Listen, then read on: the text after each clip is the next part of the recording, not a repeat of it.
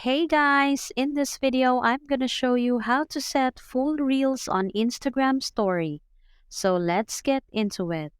First of all, open your Instagram app. Swipe left from the home screen. Tap on the Reel tab from the bottom.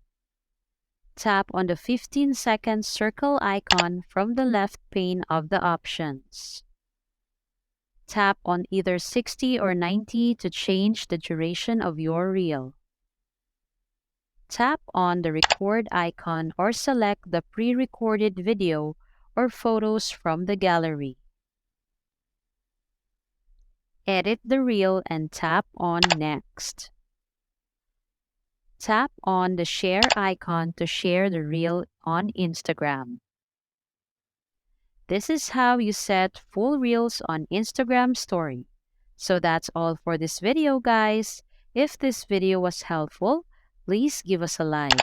And don't forget to subscribe to our channel so you don't miss out our new uploads.